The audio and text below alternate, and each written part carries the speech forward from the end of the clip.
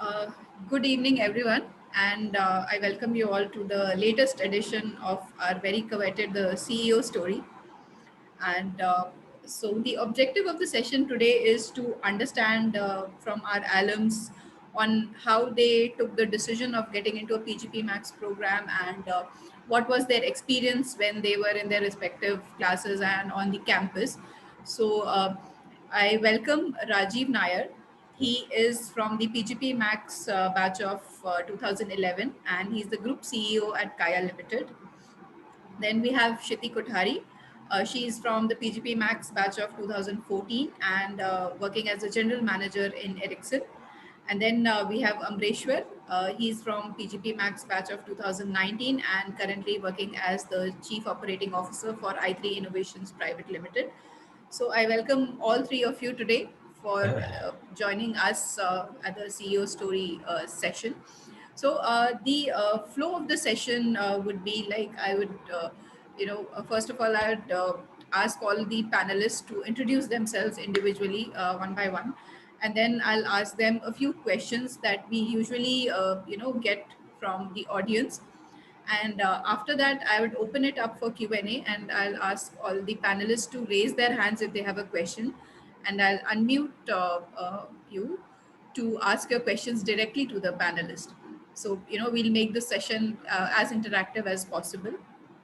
So, Rajiv, why don't you introduce yourself to the audiences today? Good evening, everybody. It's a fantastic opportunity. Actually, I'd like to thank the PGP Max, admissions group for giving us this opportunity to talk to all of you. We have gone through a great experience, all of us, each one of us, and the next 1 hour, 1.5 hours gives us an opportunity to interact with you, not just clarify doubts, but also understand your perspectives, your point of view as well. On why and how you would like to do the program and what are the queries or questions that come to your mind. Just as a brief introduction, I actually had a company called Kaya Limited, which is into the space of dermatology. We are a dermatology company with clinics, which are about 75 in India, about 23 in the Middle East. This is part of a group which is promoted by Mr. Harsh Mariwala.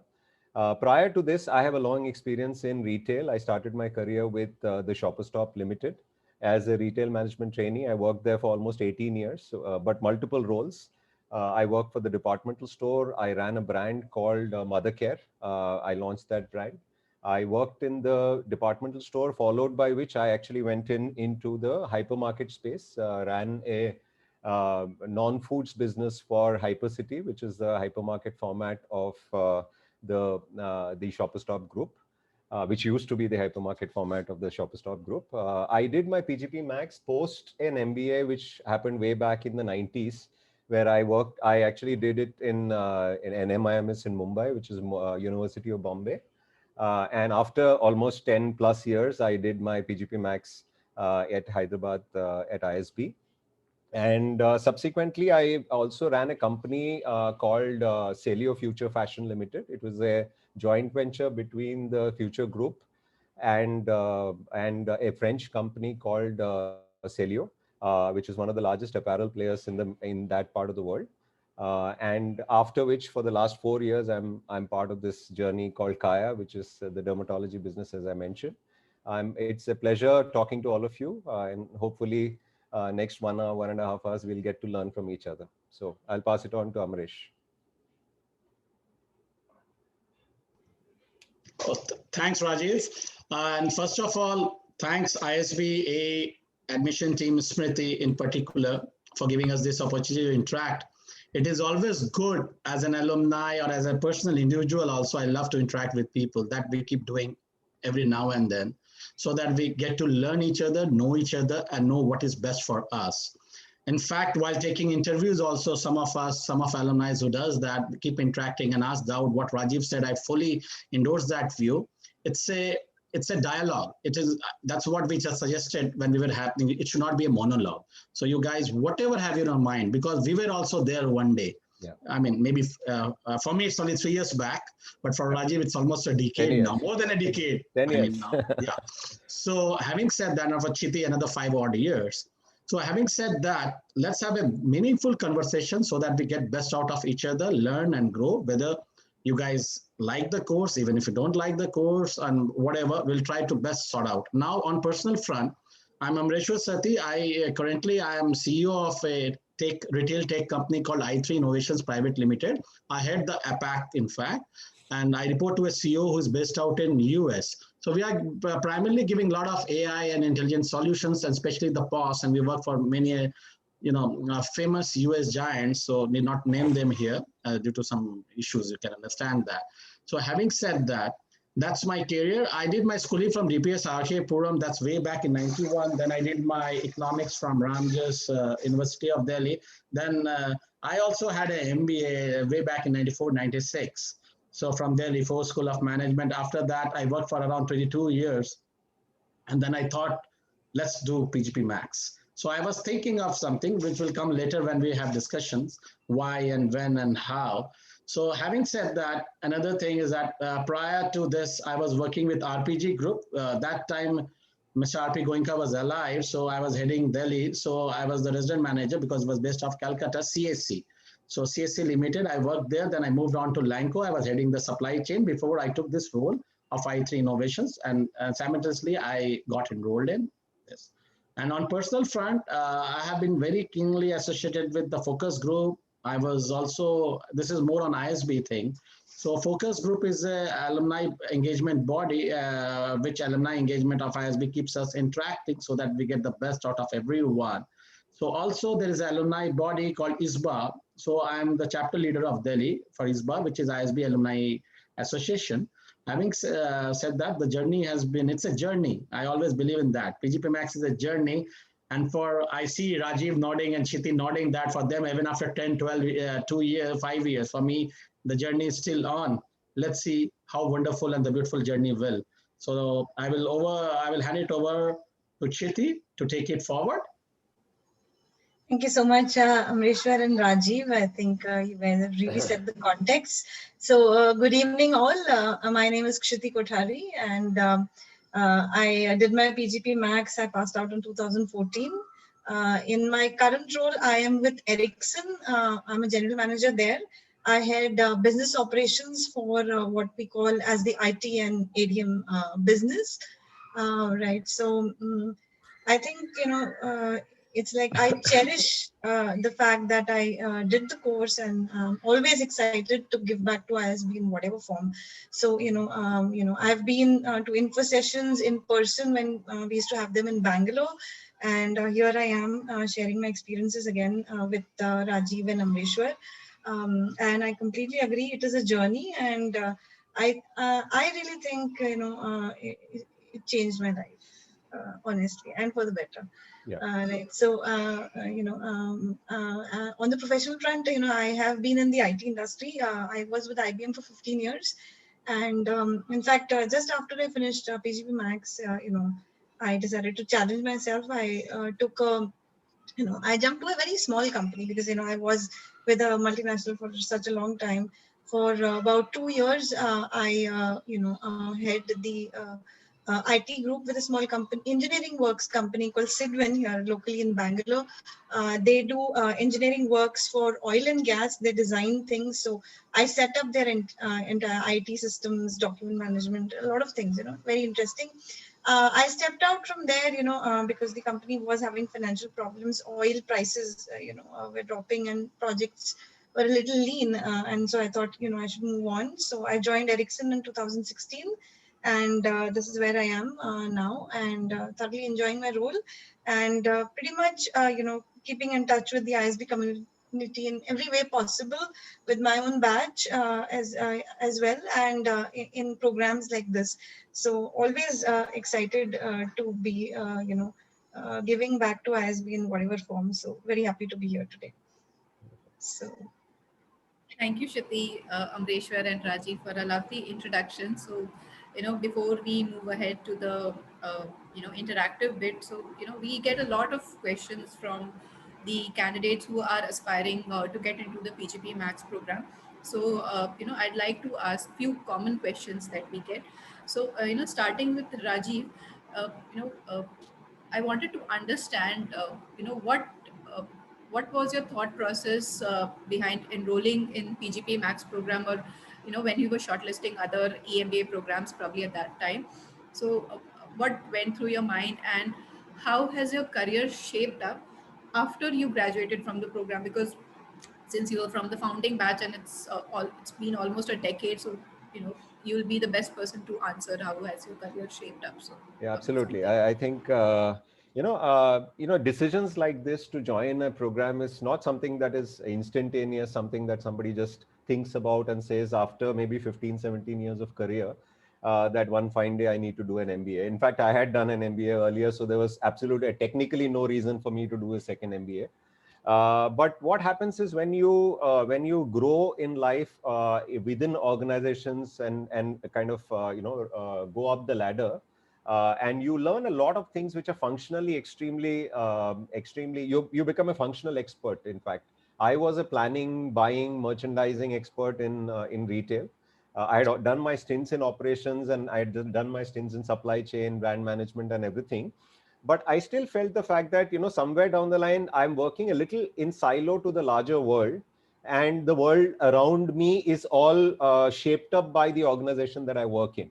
Not to say that my organization did not invest in me over 15, 16 years. They did quite a lot. But I still felt the fact that there were certain gaps that I could fill myself, which could help me in my journey to independently run organizations and businesses. So while you're working in a business head position in a larger organization, you are actually facilitated and helped by the larger group of I would say the ecosystem that is built by organizations around you. But at the same time, there is always that I would say aspiration that individuals have to say the fact that if I were to run something on my own, what do I need to really learn? So while I was interacting at execcom levels in companies, I actually realized the fact that while my colleagues were experts at their own fields and I was actually interacting and learning from them, but tomorrow if I were to run a company by myself and I were to set up a team like this and I were to grow, what are the skill sets that I need? So, I mean, deeper knowledge of finance, deeper knowledge of HR, deeper knowledge of interaction with people and leadership is something that I thought was important to do.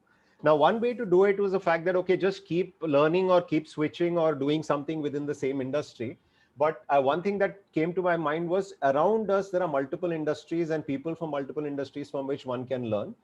So I actually made up my mind after about 14, 15 years to get down to doing a executive education or probably taking a couple of years of sabbatical and going for a full-time course.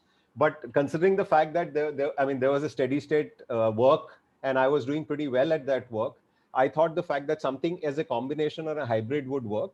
I also applied for, in fact, at that time, thought of applying for universities outside of the country as well.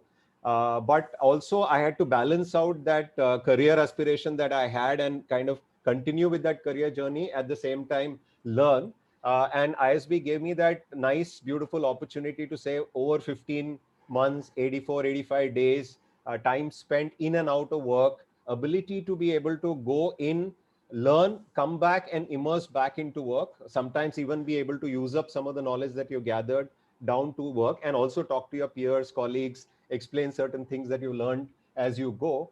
I think that was a great opportunity for me. Other thing is that, I mean, one of my prime motivation was way back in 2002, 2004. I was a store manager at the Shopper Stop store in Hyderabad. That's probably the time when ISB was almost taking shape.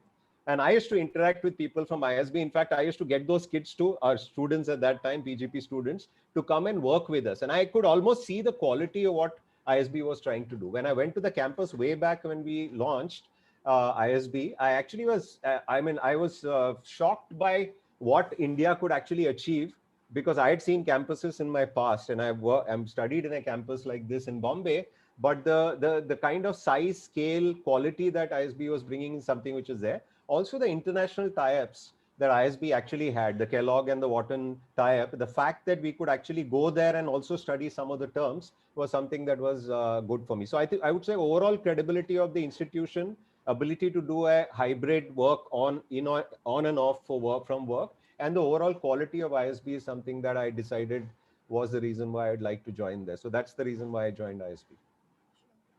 Thank you, Rajiv. That was, beautifully put, and I hope it helps our audience, when they are deciding to join the program, and they'll keep these pointers in mind also.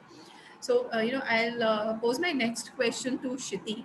So, Shiti, we have a lot of female candidates who apply for the program, and we get a lot of questions from them on how do they manage the program and balance their careers and study at the same time. So, being a woman, it's more difficult to strike a balance between both professional and personal pursuits. So how did you manage all these three different aspects, and keeping in mind that your spouse was also enrolled in the PGP Max programs few years later. So any thoughts on that? Yeah, we had, we were seven of us in class, seven women, and I think the key is to set up a support system. Because whether men or women, I think both of us have our own challenges. Women more so on the home front, but I'm sure everybody who joins the program needs to think of a lot of fronts which will get lesser time because you're going to spend time in school and your studies, apart from the everyday things that you do.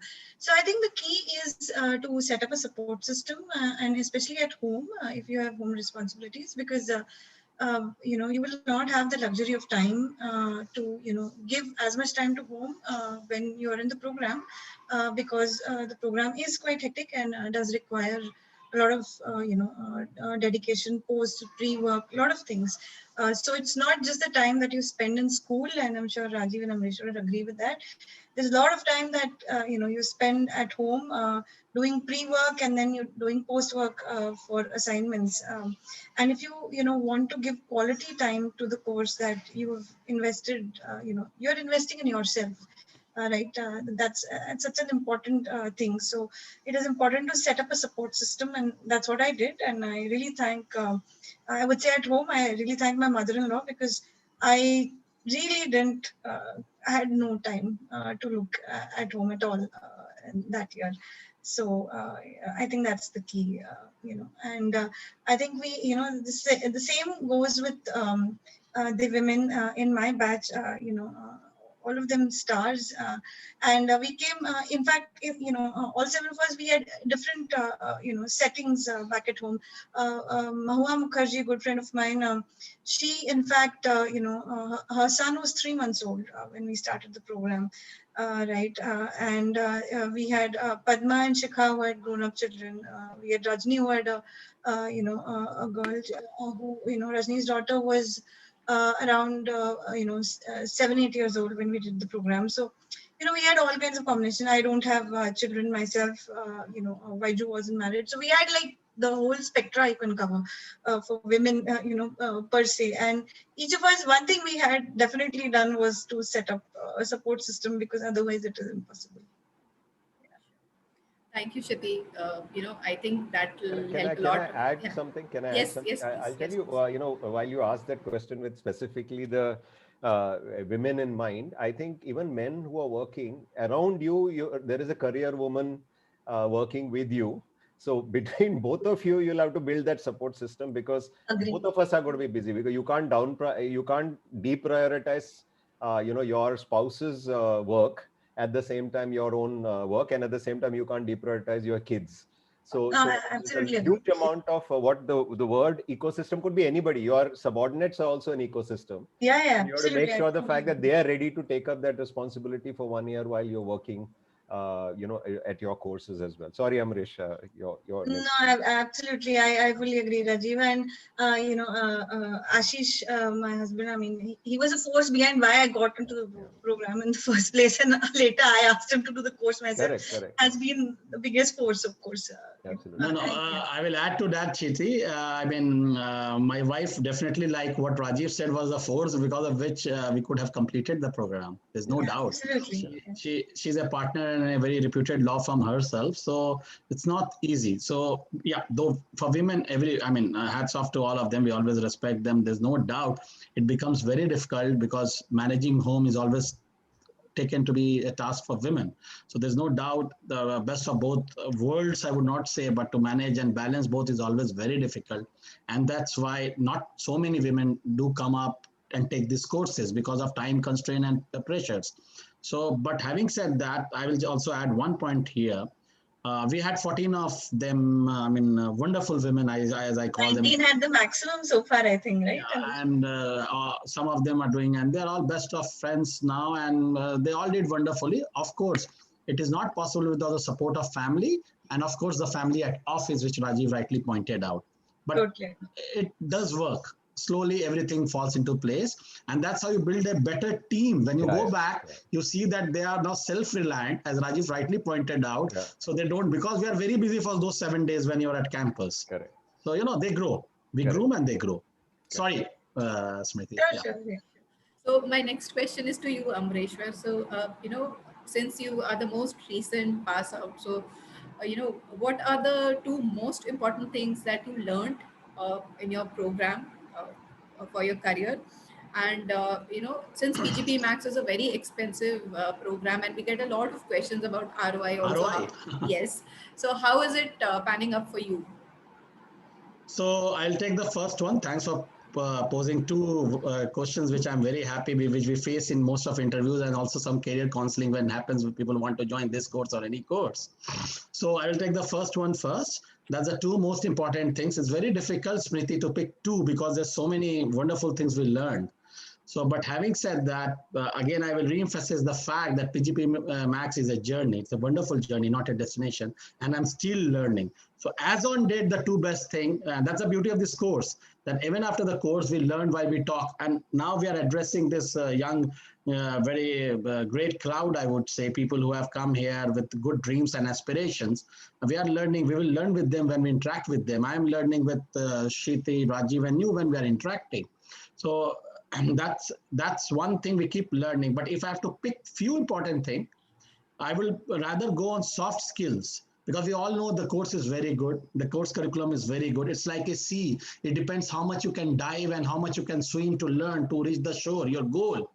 But having said that, if I have to pick few important things, it would be self-belief is one thing. Yes, self-belief, trust, teamwork, and resilience.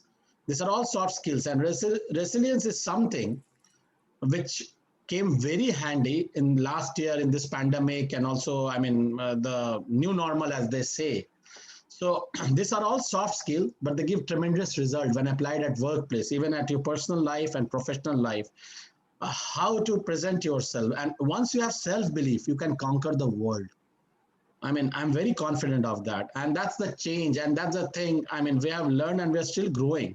Everyone does. But one concept which is favorite to my heart, which I learned at Max, I've heard about it earlier, but didn't know much and read in detail, is Ikigai. Ikigai is something which is now very, near to my heart. Most of you are here, maybe knowing about Ikigai. Just in case if you don't, you read about Ikigai, I'll just give a brief 1-2 line about Ikigai. It's a Japanese concept, basically. I think in 2001, Akira Hasegawa gave a paper which talked about Ikigai, which means, Ikigai is basically, in Ikigai is a concept for reason for being. You have to find the purpose of your life. Iki means life and gai is from the word kai. Kai, which means, in Japanese is which means Japanese concept a reason for being. So that is how it is there. So Ikigai is something that you know why you want to be there. What is the purpose of your life? What you are doing. And that has really helped me. It came at the end of our course. So I know you become more focused. So that is one.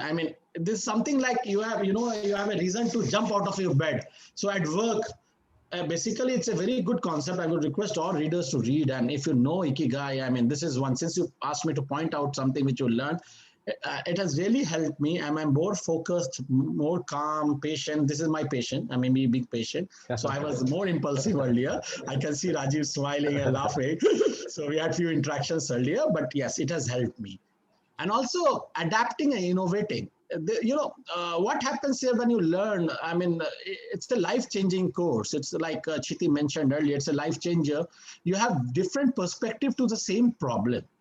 So your perspective of looking into a problem changes. Earlier, what it was, it's like half glass full or half glass empty. But now I can have 3, 4 more ways of looking into half glass full or half glass empty. Saying that, I think you forgot to fill the water in the glass, just for example. So there are various perspectives which comes to a problem, and we don't see, with the blinkers on, and we are just thinking what to do, what not to do. It's an eye opener. So that's one thing, and we don't rush to judgment. Being impulsive, I'm very impulsive. I used to rush to judgment very quickly. But now I wait, watch, and want to hear others' perspective, because there might be something which I'm not aware of. Yeah. So that's the first part, I would say. And the second part, yes, people do ask, it's an ROI thing. So we often talk about ROI, return on investment, when we make investment. But for me, this is an investment on self.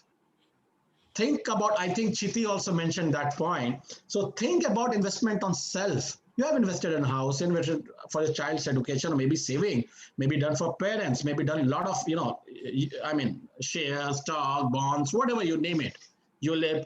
But try and do investment on self. Trust me, it will be the best investment of your life. It is magic. It's a life-changing experience. I will again mention, and there are no ROI to that. If you ask me, it is intangible. You cannot have ROI. You will become a much better, improved, skilled person, and the returns are exponential, and it goes on. It's still giving me returns, though it's only 2 years or so. And in fact, this question, Smriti, reminds me of one of my cohort who wrote that time a very good article that he was planning to buy a house. So it was a ROI between house and investing in the course. Though many great leaders said you should not buy a house, you should rent it if you want to follow, rich dad, poor dad thought. So Robert, so that's another discussion altogether.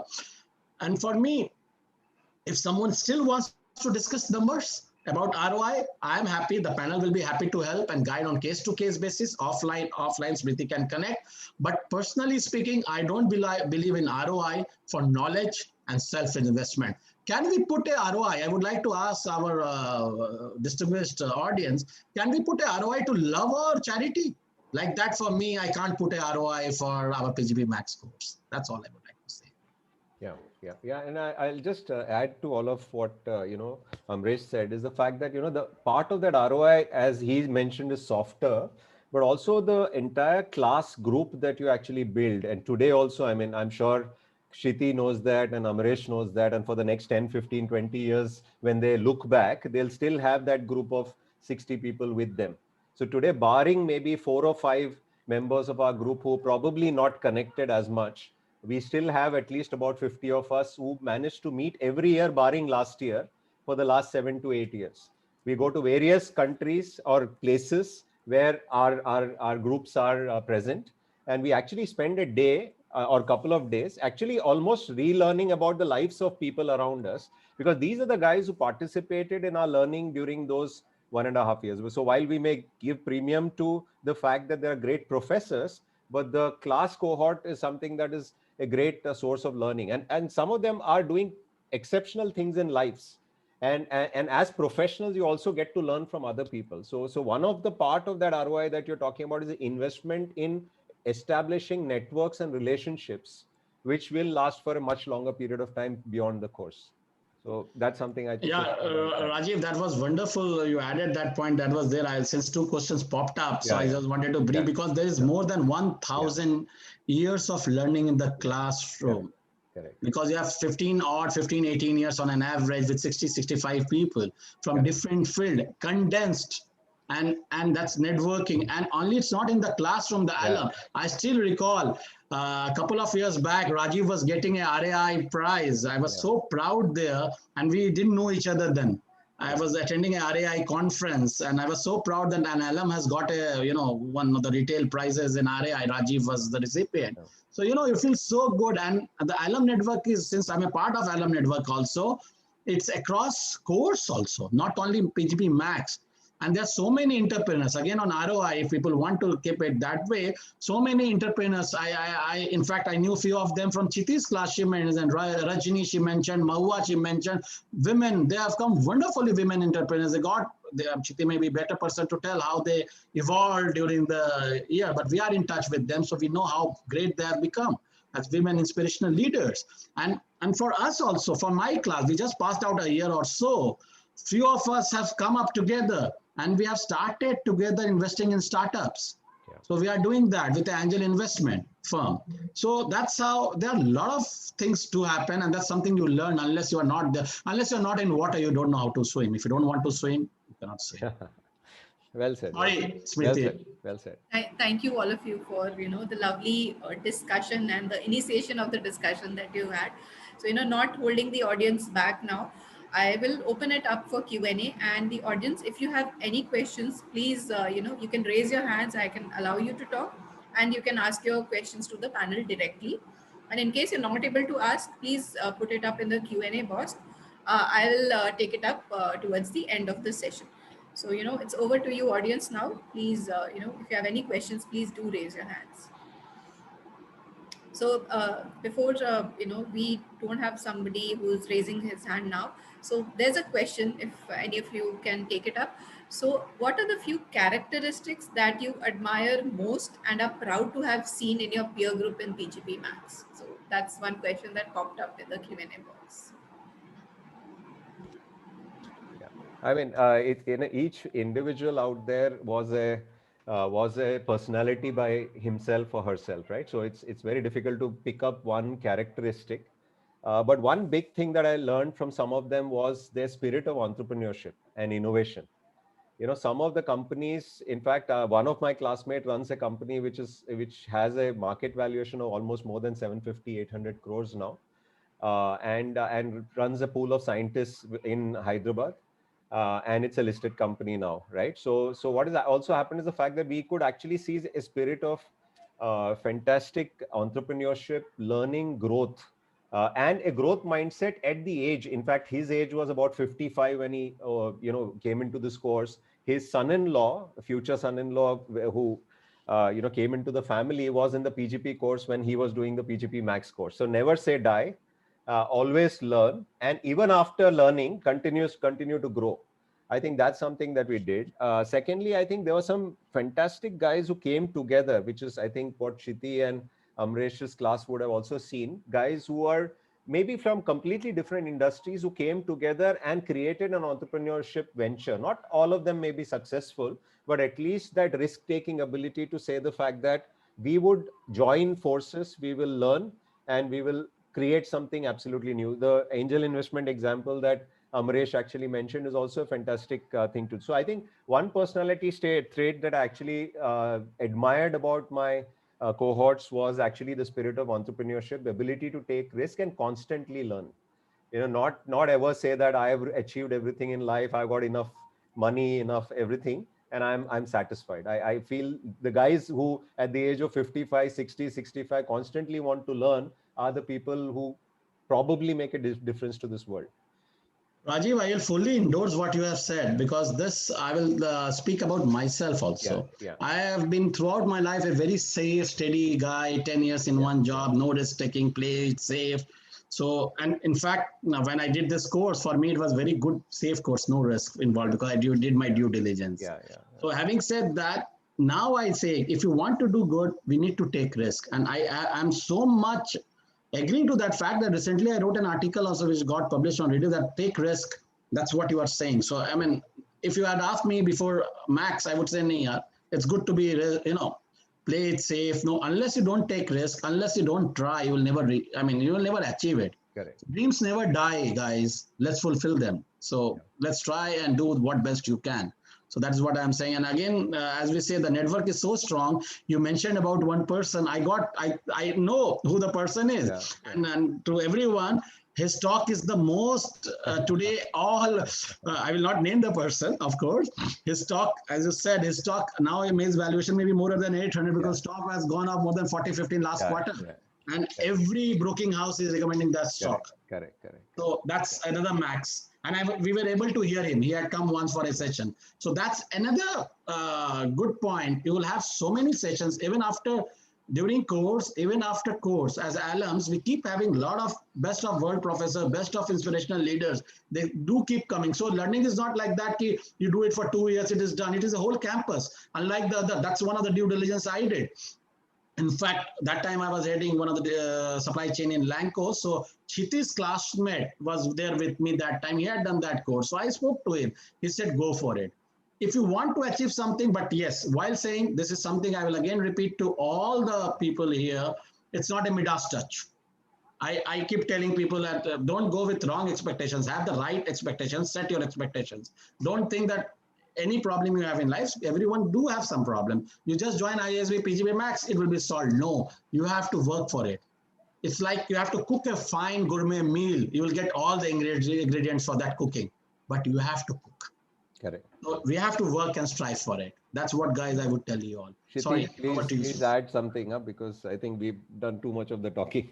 Yeah. No, I second that, because characteristics was the original question, and risk taking ability for sure, and the thirst for learning. Yeah. And I think whoever we were back at office, whatever positions, I think we dropped all of that and we became children in class to learn what was, that was the, it was, you can't substitute that. The atmosphere in class, which is created because whoever you were back in office, right? In class, we were all, students, and we bonded very well and, helped each other learn and grow. Correct. Yeah.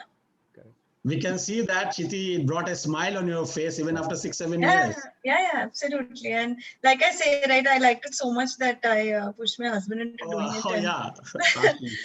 Yeah, Ashish Mungi, class of 2016. That's the best endorsement, Shruti, you will get. Yeah.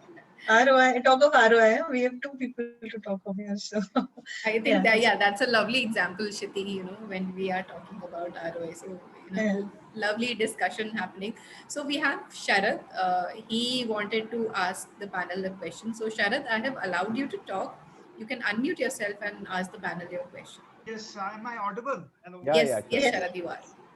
What is because the whole world is changing so rapidly?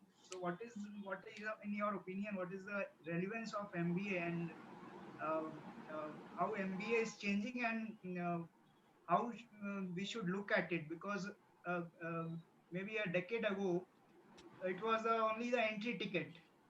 So without MBA you could not have even thought of so many things. But today everything is different, and in coming future things are all going to even change at faster pace.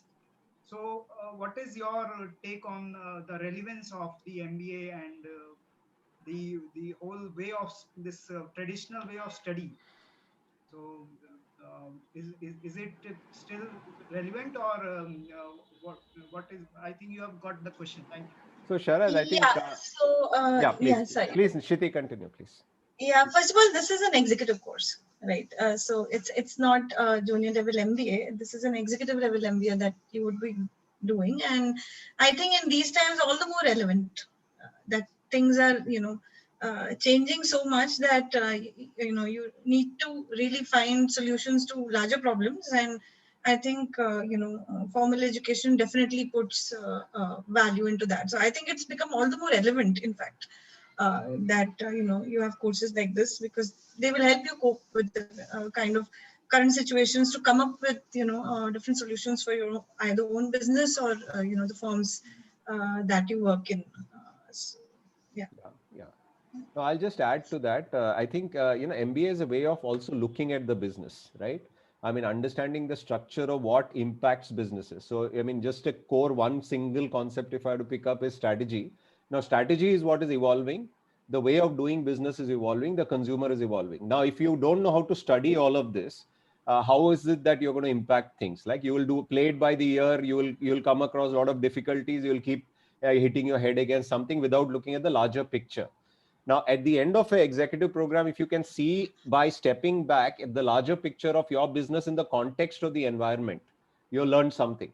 After that, how do you, apply yourself to be able to adapt to a new situation is something that will make the difference. So just to give you an example, COVID has leapfrogged digitization, and it has actually made companies, physical companies, subsumed into digital. Like otherwise, digital was just one part of an organization.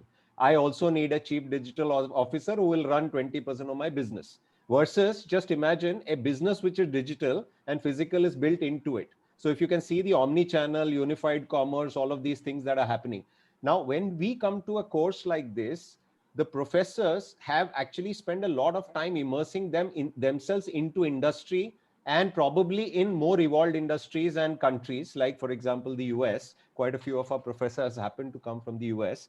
So they have seen what is happening in terms of disruption at a very close quarters recently, and the number of hours they spent in their respective universities as well discussing current business challenges is something that they bring to class. Now, I'm saying the professors are only playing 25 to 50% of the part. Now, the cohort of 60 taking on that problem and discussing it with an Indian context adds the other element of the conversation. Now, after discussing all of this, and when you come up with a perspective only a small siloed industry, and then you start seeing the larger industry, how it's playing out, you start taking better and better decisions. So I think if you want to understand the way businesses are structured and strategy is evolving, I think there's a great place for you to be in an MBA program. Now, if you are looking at for as a batch, you're looking at like a degree, then I think you're limiting the bounds of what you can get out of a course. Forget an MBA, any other course for that matter. I'll leave it at that.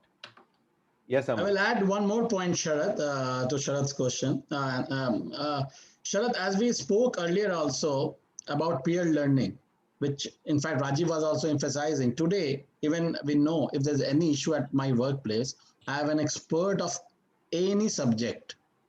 And so they are just a call away. Not in my class, even in my city, even across. If there's some retail issue, I can call Rajiv anytime. He was 9 years senior to me, 8, 9 years senior to me. Because he's a retail expert. I'm just giving an example. So having said that, that is very important. And self-learning, as Rajiv rightly pointed out, when you are at C-suite, you need to understand everything. You need to understand the numbers, the financial balance. Otherwise, you'll, as he rightly said, you will depend on the CFO. If CFO is only doing some, I don't want to use that word hera-fairy as they properly say. So you'll never catch it because you don't understand that subject. So MBA is a course which makes you, understand everything till a level. And then if you can grasp more, you can do better. And of course, relevance, yes, it's a debate of late, but not for the best of these schools like ISB and this course PGPMAX. Maybe for all those courses used to happen online and, those just take a degree, which just a stamp, as Rajiv rightly pointed out. So for those courses, maybe relevance may be less, but not for ISB and PGPMAX course for sure. Okay. Thank you everyone. Sharad, hopefully that answers your question. No? Yes, definitely you have given a very nice perspective. If I can add, if you like to, if you allow me to ask something more. Yes, Yeah. please, Sharad. Yeah. See, the thing is, what you are counting on is more of experience and the expertise. But what I am hinting is that the future itself is getting so dynamic that I am really doubting the fact how the experience old things, because everything is getting disrupted. So no one knows what is in the future, and is it in that context I was the question I raised was about the relevance. So No, yeah, because So, traditional everything is getting disrupted. yeah. So only one thing I'd just like you to keep aside, and that I think is basically because you haven't gone into the context of what is taught in the school. It is not about what is traditional.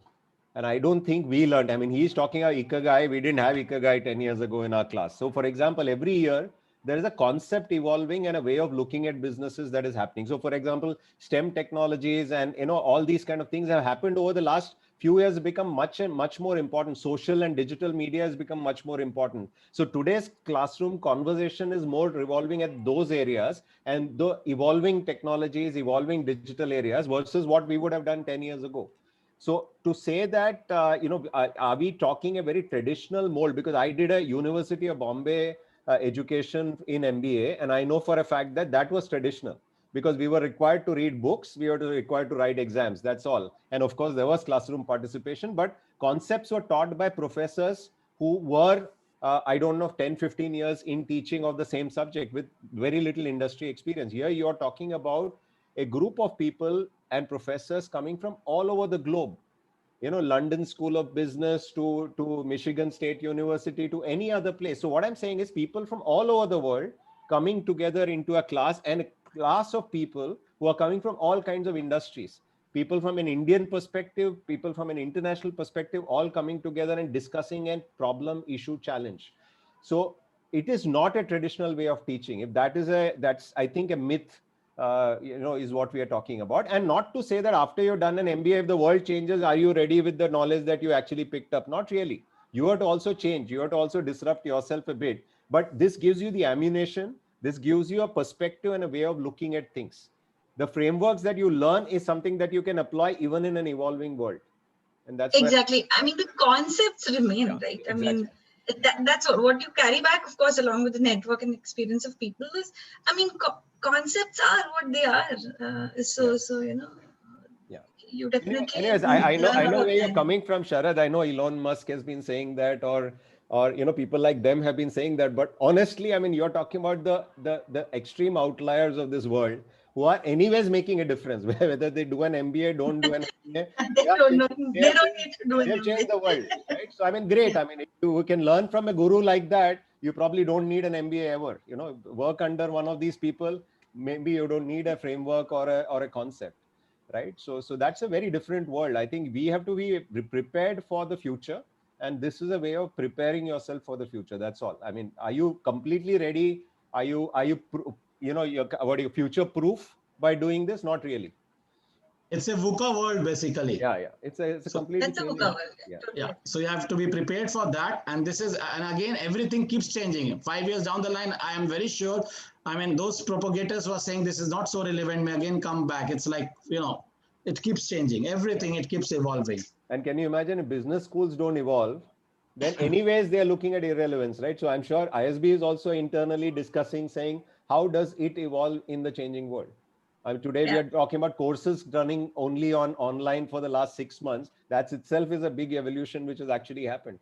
Now, and many new more universities coming across. Correct. So that shows that correct. Sorry, next question. Okay, let's get to other people, because it's a short time. We don't want to get Thank you, Sharad. Thank you for asking that question. So Ramesh, you have raised your hand. I have unmuted you if you want to ask your question. Thank you. Regarding the risk taking, so generally, so when you take the risk and then when you get the reward, which is not as much as you expected, and then you will have your feeling that okay, there is no point of taking the risk, and then when next opportunity comes, you start feeling that is it necessary to go ahead and take this risk. So how to avoid that kind of feelings and charge up ourselves to go ahead for taking more risks in life. Are you talking about a business risk, or are you talking about a professional risk? What exactly are you talking about? Because business risk can be of all kinds. Yes. Or a personal risk.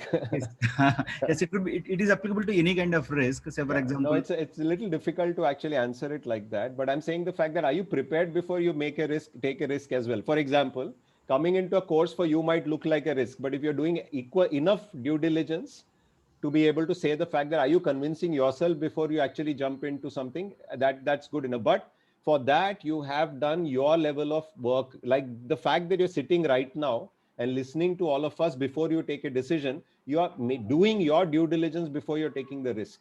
In businesses also, when you acquire companies or you take massive risk, you do your due diligence. After which, if things fail, you should not be unduly concerned, saying the fact that something completely opposite happened doesn't mean that you stop taking risk in life, because then you can choose to stay steady state and say that is my life. I mean, I am happy with the current state and a non-risk world, and it's possible for people to be happy even there, right? So why you taking risk is because you want to learn and you want to break barriers, right? That's basically why you're taking risk. But are you doing enough due diligence before you're taking the risk is what one needs to be really taking. And that's like, I mean, I would say maybe philosophical, but I'm just saying that's all that you can probably do. The rest, you cannot really control the outcome all the time. Yeah, I will add to that, Rame. So the other issue is risk. There's another word called luck. Yeah. Both goes hand in hand. There's a wonderful book which came last year, The Psychology of Money. I mean, if you read, there's a chapter on this, risk and luck. It's one of the best sellers. So it says very clearly also, I mean, you can be having the best of product, but if you're not lucky, I'm talking of a product now. So, I mean, it fails. That doesn't mean you should not take the risk. And if you have a very bad product, at times, it works. And at times the best of fail because luck would not have been at side. It's like they are sisters. But having said, I would like to ask you a small thing, Ramesh, what is your fear? So I'm trying to address that. Risk, if it is risking about the money, you should not worry about it. If that's what Rajiv was trying to understand, I think, what risk are you talking about? The risk of 40, 50 lakhs or whatever the fees may be, the whole expenses, people think I'm putting risk. There's no risk.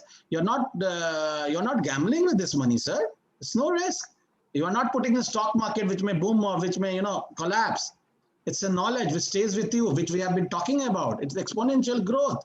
And there's no ROI. Even if your ROI, I was saying, if anyone wants to understand the number, with this degree, any company will give you 20, 25%, 20% rise immediately. And if you switch jobs, you will get much better. So the salary, which I think people should be in 2 to 3 years, you will cover the amount also. And then it can grow. I mean, I'm just talking very plain basic figures. So which risk are you talking about, Ramesh, if you can be, because this is something which many people might have in mind. That's why I'm asking loud. Or is there any fear? Any fear? We need to overcome that, and we'll be very happy to assist online, offline, wherever. Thanks. Like say in the professional life, say you have taken a challenging project and then you work day and night, and at the end of the day you made the project success, and at the end you also got the promotion, and the other guy who who stayed steady state, he also got the promotion. So then you start feeling that okay, there is no point of working so hard, and then you remained as same as Sir, but Ramesh, sorry for cutting you here. What is the relevance with ISB PGPMAX question? I mean, I think we have a perspective here. I mean, where we are discussing around some. So can you reframe it something to do with the course admission or risk? So rather than, I hope you understand what Ramesh I'm telling. Yeah, it's just similar to like actually, I mean, there could be many people who did MBA and then who are at the same level of what I am now in the organization. So then, I mean, if I do it after that also, say something like actually if I remain in the same level as the other people who have not taken the risk of if you invest yourself, you cannot be at the same level. That's the one thing we all know. Shiti, yeah, you were saying something. So, yeah, I was saying that I go back to what Amreshwar was saying a few, some time ago when he was talking. See, this is not some magic wand. All right. So, if you're going to remain in the same organization, there is every possibility that somebody who did not do this MBA may get a promotion. It is so relative, right? But what we're trying to tell you is that you become better equipped to grow in your professions, and finally it is really up to you how you're going to use what you learn and what to take away. So there is no magic formula that you do PGPMAX and you get your next promotion, or you do PGPMAX and you get a better job, right? So but what is seen as a trend across batches, Rajiv comes from the first batch, Amreshwar from one of the recent batches, I'm somewhere in the middle. And all of us can vouch that in our class, eventually within 2 or 3 years, people have seen growth, most of us, in different ways. People either becoming entrepreneurs, those who wanted to, people jumping jobs, or people even taking better positions in the same organizations. We've had, all the variety we've seen. Right, but it happens with time, and it is so individual dependent also. So there is no magic formula here, and at every step in life we do take risks, right? And that's the way of life. So yeah. One thing is for sure, Ramesh, if you don't, I'm not saying that do the course, but without doing this, then definitely will not be getting more promotion. If you do this, you have a chance to get it. That's for sure. And if you do it diligently and luck is even neutral, you will definitely do much better. If you don't do it, of course, then the comparison will never be there. That's one thing I would say. Because they give you all the ingredients. You have the skills, set skills, what is required to get the best out of you. So it will try to get the best out of you. Yeah. Bring forward the best version of what you can be.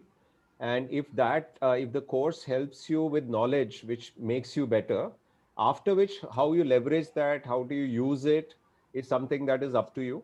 That is where the that Midas touch and stuff that comes into play. That's not something that is a guaranteed something that can be given. But are you going to be a better version of yourself? Definitely yes. Of course you will have to invest the time, effort, energy to be the better version of yourself. So first you have to believe, I want to change. You want to believe that I want to be better, then I'm sure a lot of changes will happen to you.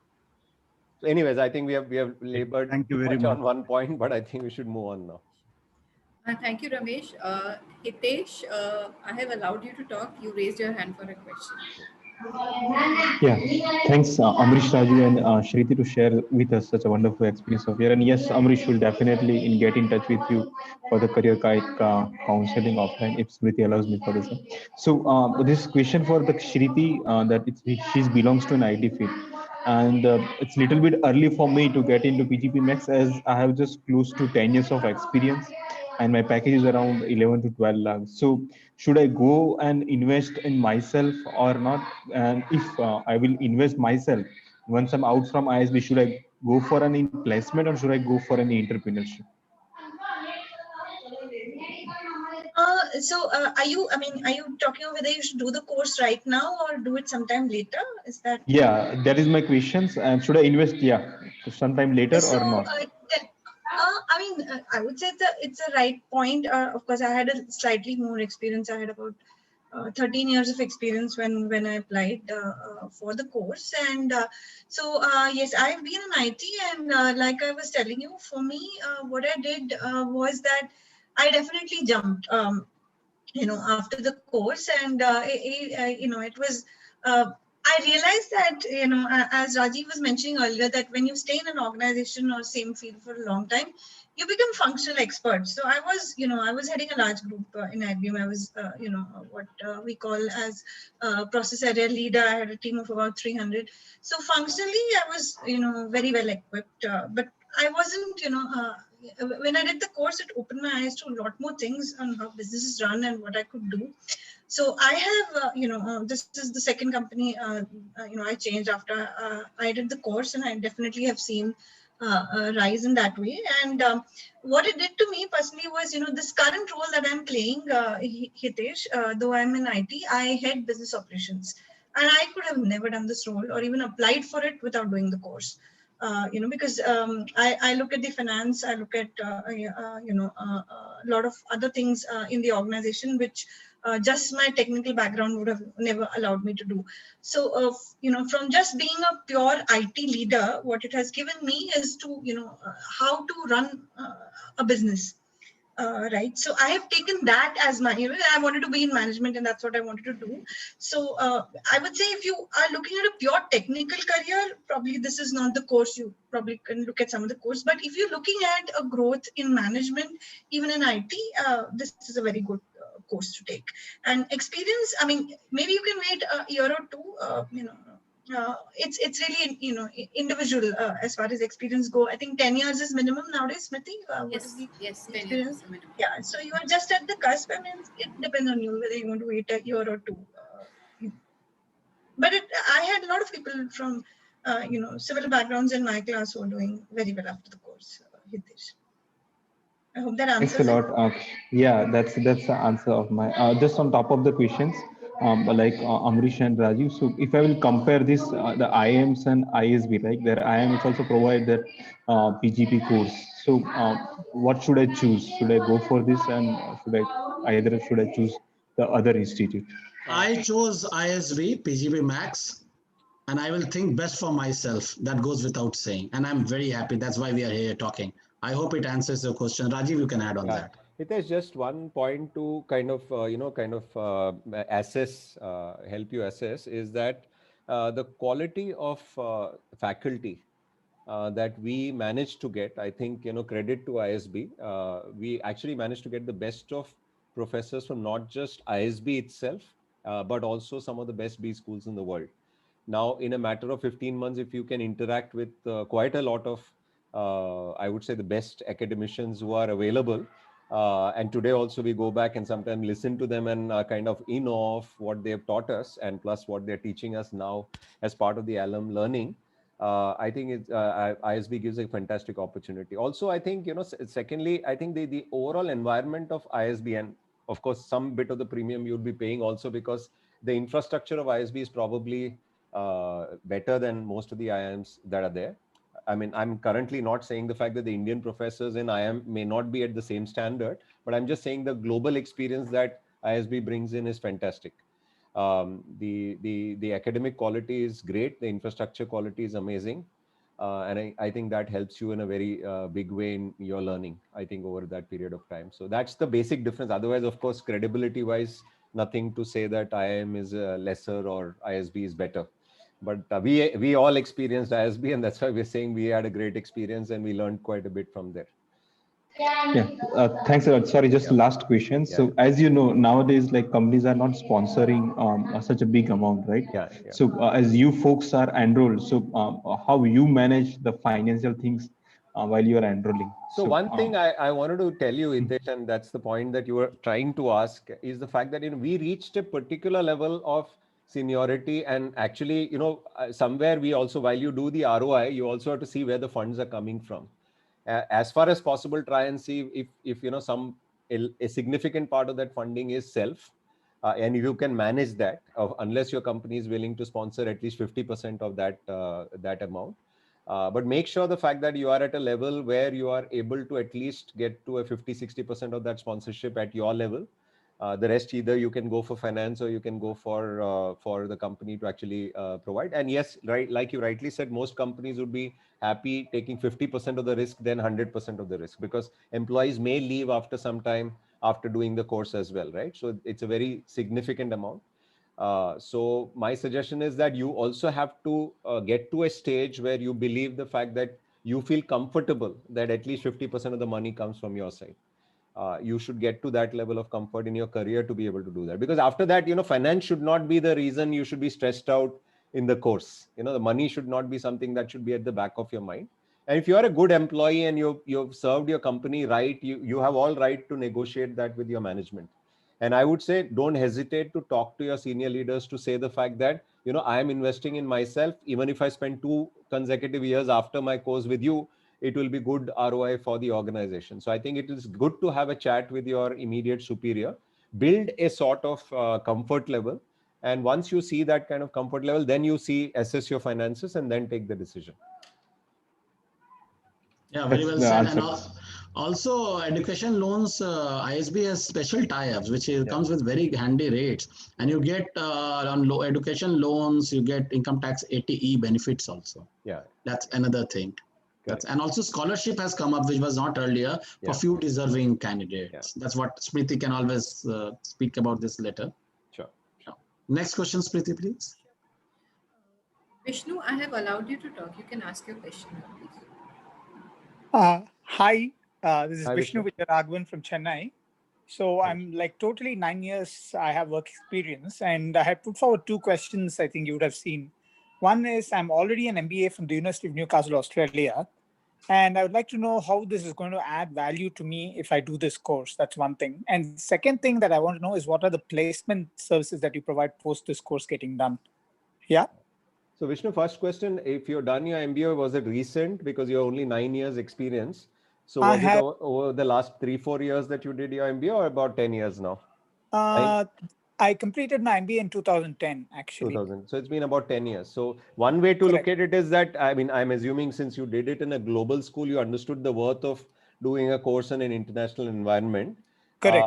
Now, 10 years down the line, if the industry around you is changing significantly, this might give you a completely different perspective. And again, your stage of life also would have changed between 10 years ago and now. So in your career, you would have reached a particular level of seniority.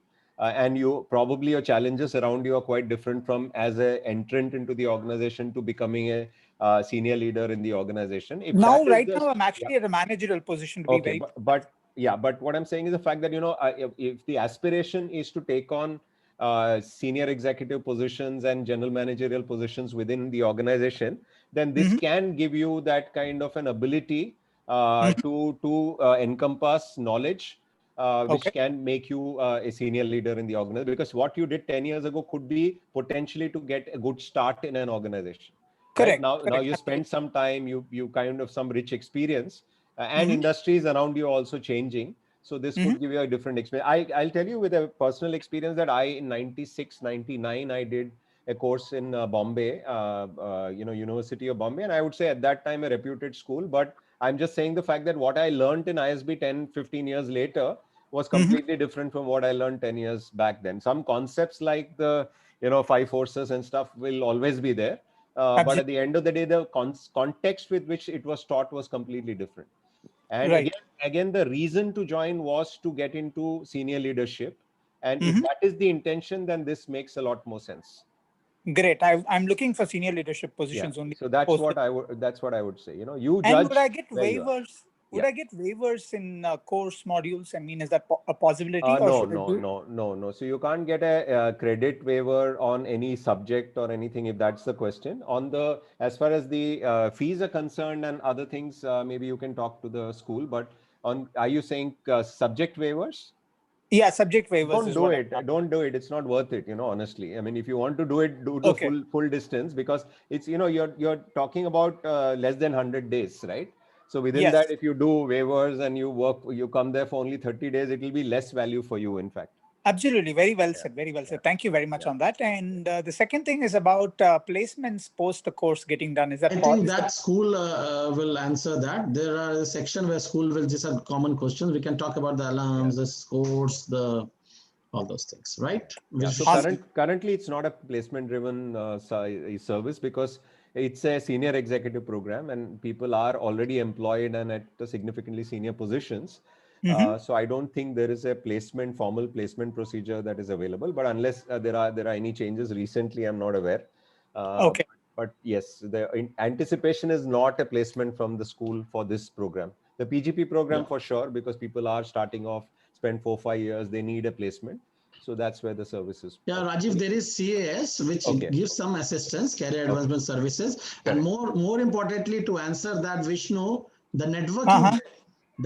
you get Yeah. will always help you get placements. I mean, few of Sure. our court got placed due to other alumni, so Yeah. that And is there. But placement, because most importantly, I think we go with that belief as an alum, I can say, but schools can, obviously, Smriti can clear, is that you have spent 2 years here working in an organization and then you give placement, then it is not right attitude, approach with the organization. So that's why okay. the placement service is not there. That's I Okay. think, the key reason, because we also reasoned it out in our time, Yeah. because Okay. that company has allowed us to come here, and then we only Uh-huh. say, now I will take and place him somewhere. It doesn't, then the company will never allow. It doesn't look Yeah, nice. Vishnu, one perspective I'll give you is the same thing I was telling the earlier gentleman, is that if you build good Mhm. expectations with your management team, you virtually create a a background to what you're planning to do, which Mhm. actually tells the management also that you're willing to invest in yourself. I mean, of course, if the management is willing to participate in it, that's great. But you almost build that I want to grow as a person and I am investing in it. It's always looked up as a very positive thing. And the minute you say I'm doing it from ISB, everybody will look at it extremely positively. Now, what happens is there are two parts why you do this. One is Mhm. to make sure that during the period of 15 months, you are given that kind of liberty to actually take those breaks that you need to take. Mhm. Secondly, of course, if there is any financial sponsorship that the organization can do. And third is, and most importantly, after I come out of that course, is there an opportunity for me to take up other more senior responsibilities in the organization? If you build that expectation and discussion before you go in, there is a good chance that when you come out of the course, the organization is ready to take a bigger call on you. Okay. Thank you so much, Yeah. both of you all. Yeah. And Yeah. I will definitely come back to you guys very soon. Absolutely, I'm no quite problem. We are all interested. available. Yeah, all three of us are Thank. available if you want to Can have. can I have your numbers, please, on Yes, the. yes. I think the school can provide that, and we are ready to Yeah. discuss whenever. Vishnu, I'll Yeah, yeah, share that's it fine. with you on. I'll Yeah. connect to the alums on a separate email. So we'll Yeah, do that I later. have two family members who are alumnus of Oh, ISB. wonderful. Yeah. Oh, Wonderful. nice. Wonderful. Yeah, one of them just recently completed and he's working for Deloitte actually. His name is Wonderful. Dhruva. Wonderful. And then one old batch from, I think he's 1981 born, so he must be quite much senior to me. He's working in Mumbai. He's my cousin Bharat. So I have alumnus from ISB. But Wonderful. having said that, I was quite interested about this course, and I wanted to see how I could, benefit through this. And I'm glad to connect with you guys. And Wonderful. please let No me know. problem. We are all Absolutely. available. All available. Yeah. Thank you, and Thanks. I'll expect to get your numbers very soon. Absolutely. Okay. Thank you. Thanks a Vishnu. lot, Vishnu. Thanks. Thanks, Vishnu. Thanks a lot. Thank you so much. Swapna, I have allowed you to talk. You can unmute yourself and ask your question, please. Hey, good evening, everyone. Hi, I'm Swapna. Swapna, dialing in from Bangalore. So I have a total 13 years of experience and 5 years into management. I'm getting kind of confused whether to go for PGP Pro or PGP Max. So I just wanted to ask you, your experience on how did you guys choose PGP Max over the other courses offered at ISB? PGP Pro did not exist when I and Rajiv, I think, did our courses. But I would definitely, not because, I did PGP Max, but I, definitely think PGP Max in a lot of senses, right? The kind of experience that you're carrying just now, you're at the cusp of getting into senior roles. You already have 5 years of management experience. And I think, what Rajiv was saying earlier, right? The classroom time, when I say classroom, it can be even online classes these days, but is higher. So, I can't really compare it with PGP Pro because, I really did not attend PGP Pro, but definitely would vouch for Max because I think, from a senior management perspective, a lot of senior people would apply for PGP Max. Yeah, I will add on this, Shiti. Swapna, there are two things here. I mean, while we also started, we didn't hear of Pro, but Pro just came that time only, as Shiti was pointing out. But I'll do the comparison. Both are wonderful courses, but the both are, targeted a different set of people. I mean, there the average work X is around 6 to 9. So as of now, it is 7 to 8 years. And when you come to max, it is now 15 to 18 years. It varies between that average work X. So that's why the minimum age has been set to 10. So for Pro, obviously, it depends on what we have been counseling. At times, people have approached. I know a few of them who have opted for Pro instead of Max, but some went for Max when we were discussing. That's why I'm trying to answer very, candidly on this. They had different. They were not getting. The only reason that gentleman took was that he was not getting, leaves from his office. He was 14, 15 year work X. But what I would personally suggest, of course, we have done Max. So we will always say, it's your brand. But Pro is also our brand. But you are more suited, since you are 13 years, you are more suited for Max any day. We take interviews for both. I have done 3-4 rounds of interviews from the other side. So I know the type of candidates we get. They're wonderful people, but young bunch, 7, 8 years, 6 years, 9 years. 13, 14, we get, one in a day maybe, or, you will be in the, so it will be, as we said, it's a lot of peer learning do happen in class. So you will be on the one side. And for 13 to 15 is a very correct age, work X, to get into Max rather than getting into Pro. That's one belief I will go with your experience. Yeah. And also, Shiti did, and I'm just on a lighter side, you both are the correct fit. Bangalore, women, 13 years of work X. Yeah, thank you. Yeah, I did Max exactly at the same point in time. Yeah, thank you. Yeah, Rajiv, please add. Swapna, just, point is, if you are at the cusp of senior leadership, you do believe the fact that you're already getting exposure in the organization into senior leadership, participating in conversations, meetings, strategy of the organization and stuff like that put together, this will actually leapfrog you into that level. And that nudge that you need, even as a business expert, actually will come in through a course like this. So all of us were working with senior leadership at that time when we got onto this course. And then I think this actually kind of rounded off some of the areas that we thought we need to round off. So if that is the intention and want to be as part of the leadership team, I think you should go for PGP Max. Thank you so much. It's very informative and thanks for sharing your feedback. And looking forward to connect with you And offline. thanks, Absolutely, no Swapna. problem. One more addition, Max, you come to ISB Hyderabad, all the sessions and international immersions. Yeah.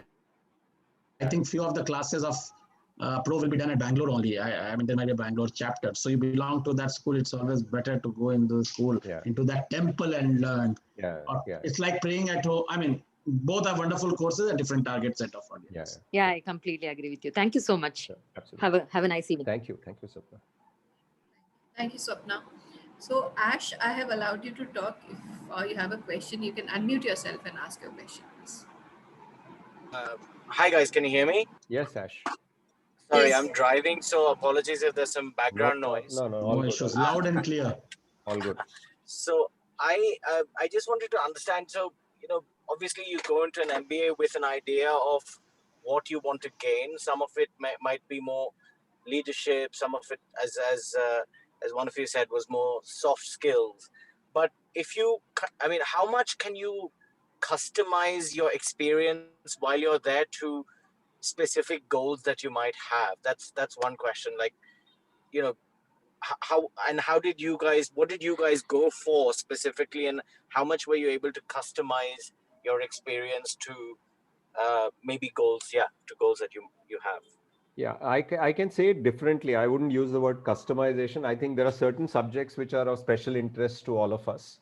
So for Yeah. me, anything to do with, pricing, operations, inventory, finance was very interesting.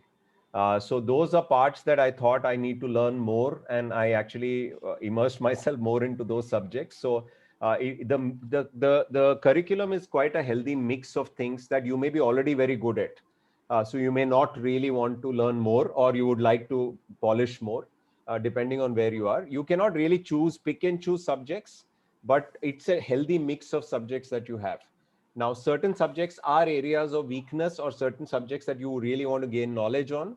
I think you can spend more time there and ensure the fact that you are getting the best bang for the buck. You have good good teachers. At the same time, you have a few students in the class who are also very good experts at that space. So, for example, when it comes to finance, we had a partner from PwC in our class who didn't have to study the subject. He used to almost argue with the professor on every subject that was discussed there. So at the evenings, we used to actually spend special time with him, actually learning together with him to be able to understand certain nuances that we did not probably understand in class. So what I'm saying is, you are marketing focused, you are finance focused, you are say tech focused. There are subjects which are specific to those areas that you could immerse yourself a lot more into and learn. And yeah, I'll leave the other bits to Shiti and Amrish. I will add to this. I mean, that's Rajiv. That's very good point you made. I'll just add to that for Ash. So there are a lot of case studies, as you may, if you have seen the course curriculum, and it so happened in few of the case studies, especially in the strategy, we have wonderful case studies on strategy. I mean, so some of them who was a part of that time of that organization were also there. So like there was a case study of Flipkart. I mean, it evolves. Of course, during Rajiv's time, Flipkart may not be there. That's what I'm saying. The courses are more relevant, more current, what is required now. So the courses keep evolving. There's another committee for that. So there were people who were involved for those cases. That time they knew what actually happened at Flipkart. One of the lady I remember was from SBI card. That time she was working for SBI card, G, those type. There was a case study of that in a different subject. So the prof was also very interesting. Like, yeah, tell me what happened then there. So it's a different version which was not printed. So not only the pundits or the masters of that course, at times you will have, since you have a wonderful peer, people from different background, from different companies, and they're all doing well for themselves. So, and it's a very good experience. I mean, you have to experience it to know it. I am being very honest. You cannot describe it. Thanks a lot. Thanks, guys. Thanks, Ash. Safe drive, please. Your drive, be careful, Ash. Thank you, Ash. So, there's a very interesting question in the Q&A box. So, a person is asking, to be an entrepreneur, I can also start building or investing in my own company instead of spending huge money on fees for EMBA. So, what are your thoughts on that? I'll tell you a very simple thing. I've seen a lot of great entrepreneurs who have never done an MBA also. Okay, so I mean, I leave it to you to decide whether this knowledge is important for you. There are great entrepreneurs out there. Some of the very good listed companies I know, promoters and owners who are not MBAs by qualification. So it's a way of getting to your destination. Now, some bit of you may say money and cash is important, and all that global knowledge is not that relevant to growth. But of course, one has to be cognizant that the environment around you is shifting. And if you are not able to visualize the changes that are there, sometimes you may hit I would say, a bad spot.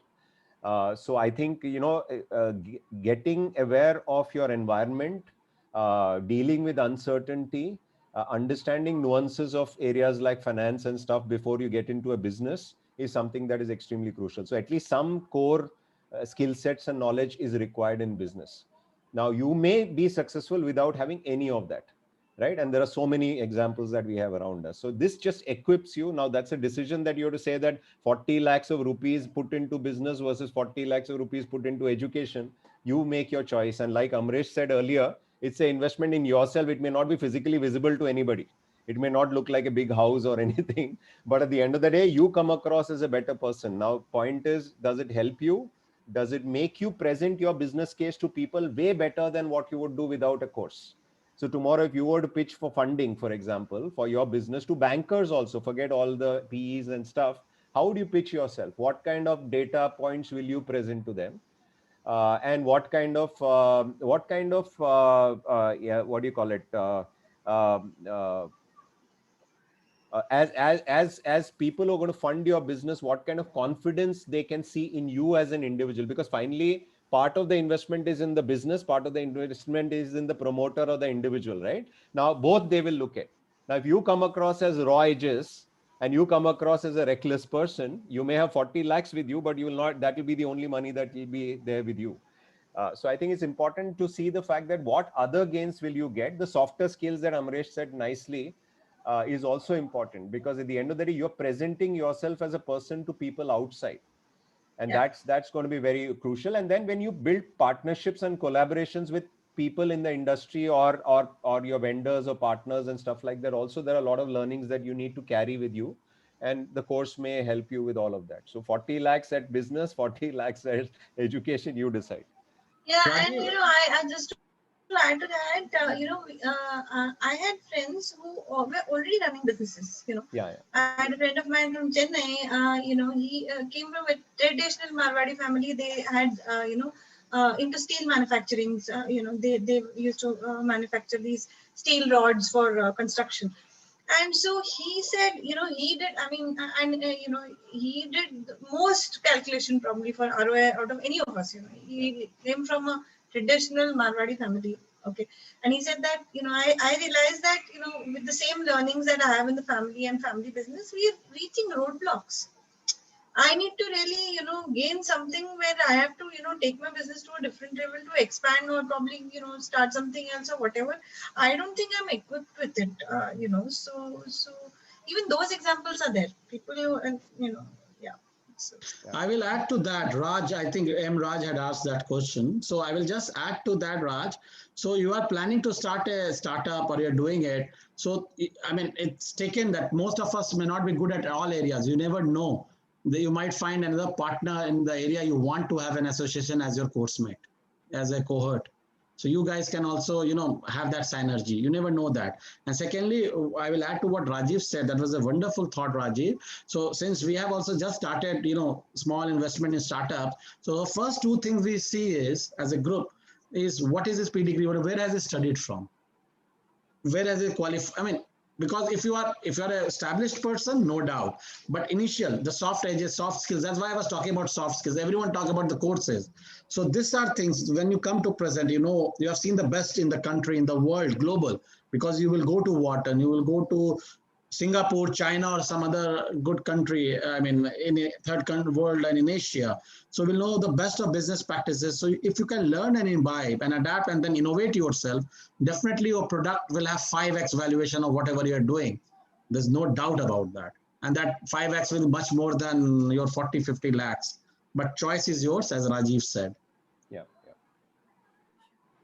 yeah. Thank you, Rajiv, Amreshwar, and Shruti for answering that question. And another interesting question that we have, that a lot of our candidates, like they speak to the organizations for sponsorship, and how do you suggest they should approach to their employers for sponsorship, and if the organization doesn't agree for a sponsorship, is it advisable to enroll with 100% of the fees financed? Yeah.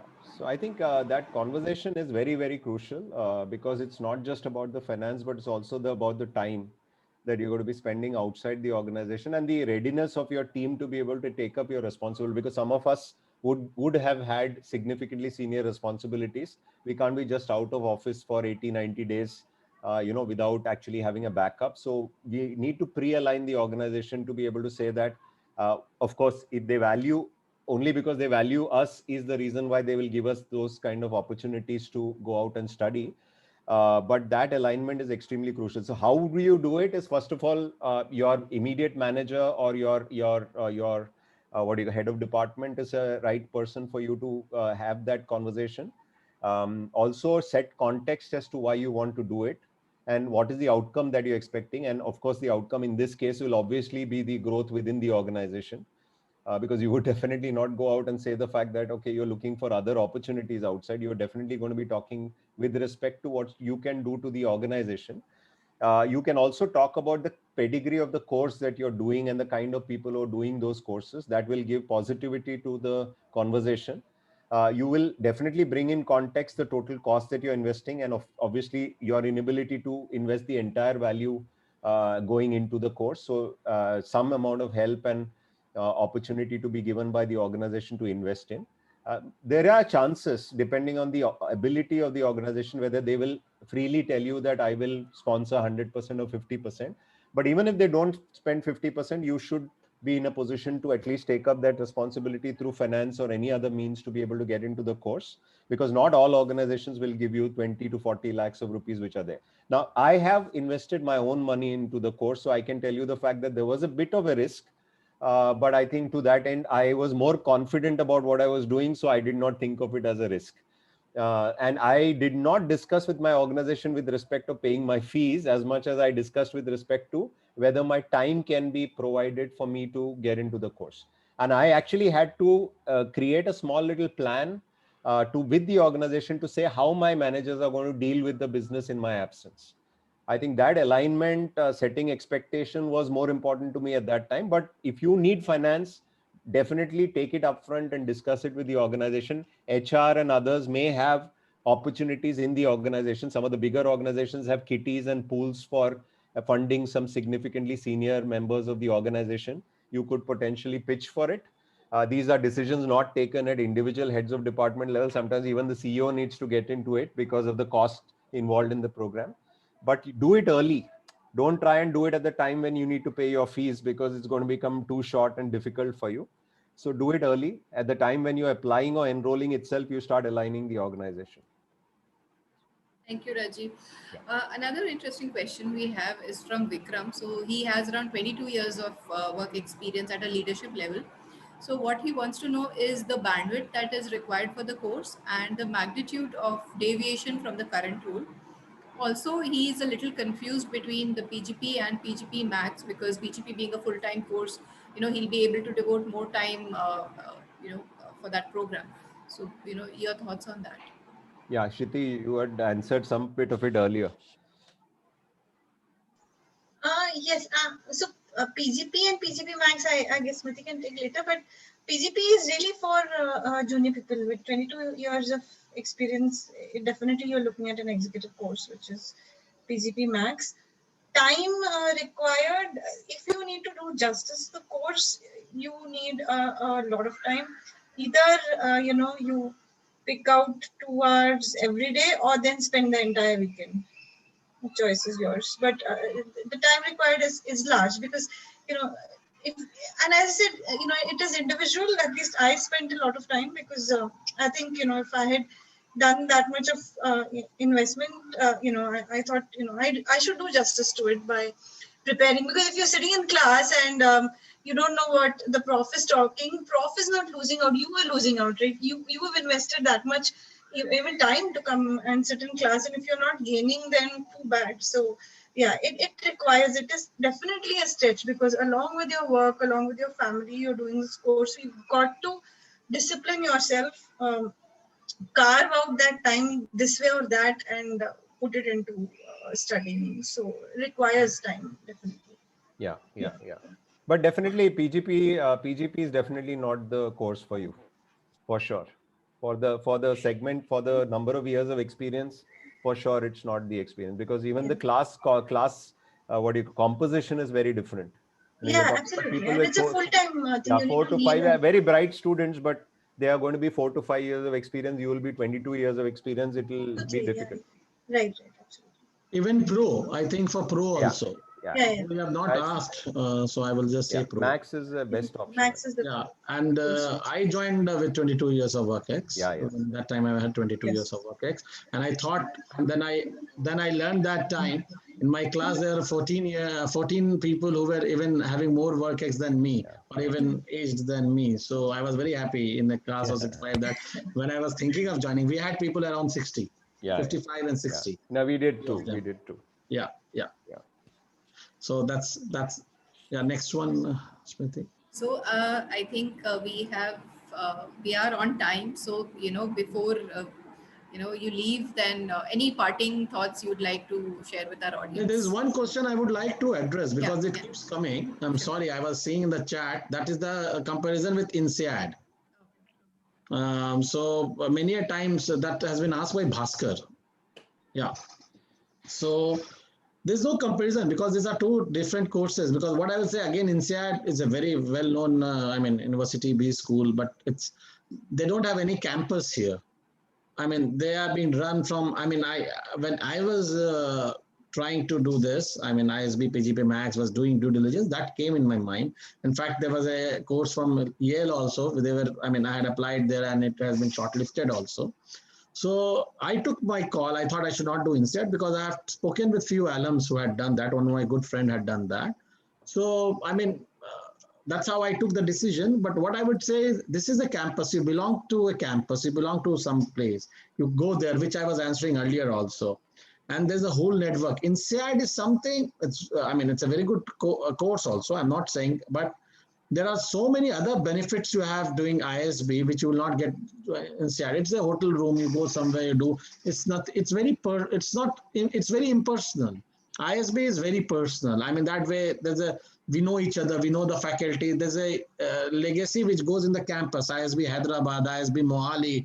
You belong to that place, and it's not like you're going out just doing a course and coming back. And the alum community that's very active, and that's very much to the Indian context. That's another important thing. Since you will be working in India, if you are working in India, ISB is the Indian context thing and also global. But for Insead, you may not be the best of priorities. Your course may not be. For ISB, PGP Max, PGP, PGP Pro, these are the three main courses. So we are in the high priority. If you are like a customer thing, it's a high priority course for them. For Insead, I don't think personally that it's one of the best courses of Insead. But in fact, my best friend, did the ISB course, and a colleague of mine did a Harvard course as well recently. And I realized that both of them really don't have the academic rigor of a B school course. They are great networking platforms, fantastic people joining together. A lot of it is done online. There is very little immersion into those schools. So a few weeks of immersion in Singapore and in France. That's I would say the highlight of the course. And I think in the case of the Harvard course, there's an immersion in Boston. But if you look at it beyond that, there is no rigor of the education that we go through. So we virtually do what a full-time MBA student would do in terms of class evaluations, individual evaluations, I think to that extent, group evaluations, which is not something that they expect. That is a course to train you on a lot of concepts, but not necessarily rigorously evaluate you for those concepts. So it's not really the same merit that you can get as an outcome from this, because quite a few people who have got a lot of money are investing in these courses and sometimes having a good time as well. saying the fact that, okay, you know what, I met so many people, I went to Insead, I did this, that. So if you want a badge value, that's fantastic badge value. But if you want an academic value, I think this is a better academic value. I second that. Rigor. Yeah. Totally agree. Rigor is important because see, you should be like a student scared sometimes when you're getting into You are class scared. that you're not I prepared. agree. So that's important. Yeah, right? and we also went to so many great. I mean, we went to Wharton, and we had such a wonderful course with. But there Professor again, they didn't Hardeep allow. Singh, 800 Yeah, odd, there. Mr. Raju, You didn't Professor see. Yeah, Raju. Did yeah, you see? No, you don't there see. again we did have to participate in strategy workshops and this and that. Yes. It was not good time going to Wharton or Kellogg and spending time and having fun. Finally we had to No study fun. good courses, fairly Oh, complicated subjects, I and remember. I Did you just got. sleep at Wharton? How no, many not of you really. slept We at didn't. Wharton? We Nobody didn't. slept. Yeah. Anyways, we wanted to also have a good time, so we didn't sleep even further to the studies. So anyways, point is, I think even when we went abroad and the immersions were done, I think the immersions were with an intention that you will do a few courses there and some expert professors will teach you, but you are evaluated even on those courses. You have exams, you have Yeah. submissions and stuff like that put together. So I I think academic rigor is the reason why you should do IT. totally agree, Rajiv. One example I remember, in one of the, and the earlier terms have, what do you say, because they are the base courses, they are also a little more hectic, right? So I remember, uh, some assignment, one of the profs had given, and some of my classmates trying to negotiate with the prof, saying that, the other prof is given, etc., etc. He heard them out and they said, ISB is giving you a degree, you better earn it. Yeah, You should learn how to earn it. I'm not going to reduce The your course rigor at curriculum. all. Yeah. The course curriculum, they're very serious. ISB as a school is very serious, which Rajiv rightly pointed out. Yeah. So it's not like they're just doing something just to do. The course curriculum is the same. In fact, 18 hours are put for a course here, 15 for a course in Pro, and the same course in PGP, a little more hour because they don't have that much of work X. That's another logic because they have to come to that. You have to groom them. Very intelligent kids, no doubt, having great GMAT score, 700 plus. So that's how it is framed. So that's another point. We have more hours of course to the point that the lady had asked earlier, Swapna, I think, if I recall the name. Yeah, so Yes. Max has more hours than Pro for the same subject. Yeah. Okay. Thank you so much, Rajiv, Amreshwar, and Shruti for joining us today and giving your wonderful insights. And in case somebody wants to connect with you separately, I'll try and connect Sure, them no with you problem. over an Sure, email. yeah. Sure. Please feel free. Thank you for joining us on a Been a weekend. pleasure. Thank you. Thank you very much. Thank you very much to Thank you. ISB and to Smriti. I think Absolutely. we're Thank you. always here, and if any of you have questions, Smriti will share our contacts. Very happy to. Thank you, Smriti. Yeah. Any help. Wonderfully Thanks, conducted. Smriti, and all the very best to All the best, who guys. have attended. Yeah. Whether you plan to do, even if you don't plan to do, we are always there. We can always connect, and all the very best. All the But All the best. I'm very sure if you don't do it, you might regret it at a later time. I love this, Amreshwar. Bye. All right. Thank Thank you. you so much. Bye bye. Bye. Thanks, Rajiv. Thanks, Bye. Shiti. Thank Good you. to see you guys. Thanks. Bye, Thank Smriti. you. Bye. So, audience, if you have any program-related questions, I'm still there, and you can go ahead, raise your hand, and I'll allow you to talk to ask your questions for the program. Ash, yes. Yes, Ash, I've allowed you to talk. You can ask your questions, please. Hi, Smriti. I just wanted to understand, given the current environment, what is the structure of online, offline, on-campus, off-campus kind of learning? And Right now for the PGPMAX program, what we have is their program started a bit late because of the COVID thing. So their term started in October, and then the first two, 3 terms were online, but now they'll be coming to the city for their classes. Right. Okay. So that's been allowed, and that's hopefully going to continue into the next academic we year hope as well. so. We hope so. Yes. Okay. Brilliant. Thank you. Thank you, Ash. Thank you. Vishnu, you have a question. I have allowed you to talk. You can ask a question. Yes. Did you have a look at the question? I think you understand, right? I mean, I've asked you about a non-academic kind of an exposure. What do you provide in terms of? Yes, Vishnu, I just had a look at your question. So yes, non-academic experiences and exposures are provided, but it also depends on the group which is going. So in case they want to have an industry visit during during the international emotions as a part of the course, so our academic services team can arrange it, but as a group you need to tell them to arrange it for you. Awesome, awesome. So that will, you'll be able to apply your learnings basically, Yes, right? I mean, you yes, can do yes. that You'll as well. have So all your industry visits and all these things, once you get an approval from your peer group and the academic services team. So they'll help you with that. awesome, awesome. Thank you very much. Thank you Thank very you, Vishnu. much. Kishore, you have a question? I have Yeah, allowed you and to can I have talk. can I Sorry. have one more Yes. question, please? Yes, please. Yeah, can I have the numbers, please? Can you please mail me those numbers to Yes, reach out? definitely. I'll try and mail them to you, and I'll connect them with you over an email so that you can take the Thank you so conversation. much. Thank you very Thank you, much. Vishnu. Thank you. Take care. Kishore, I have allowed you to talk. You can ask your question. Thanks, Smriti, for giving me this opportunity to speak about this. And I'm happy to. I would like to know one thing, like how ISB Career Center is going to help me to switch from tech role to executive level. Okay. So see, what happens is we do not, as the alums pointed out, we do not have placements as a part of the program, but definitely we have introduced this career transition service as a part of PGP Max program to help you all transition into your next role. So there'll be industry connects and network with the board members, executive board members, alums, and there'll be workshops with the executive search firms to help you all transition into the next role. So that is something that we are also looking at to provide to you. Great, Smriti. Thanks for answering this Thank, question. Like, thank is there any examples that I can see, like a career transition that was happened with the ISB PGP Max program? Yes, career transition, did happen. So probably we can connect offline, and I can share the alums' names with you so that you can also connect with them and have a chat accordingly. Sure. Thanks, Smriti. That would be helpful for me. Thank you, Kishore. Hitesh, you have a question. I have allowed you to talk. Hey Smriti, as I also connected the last couple of seminar and I've shared my resume with you.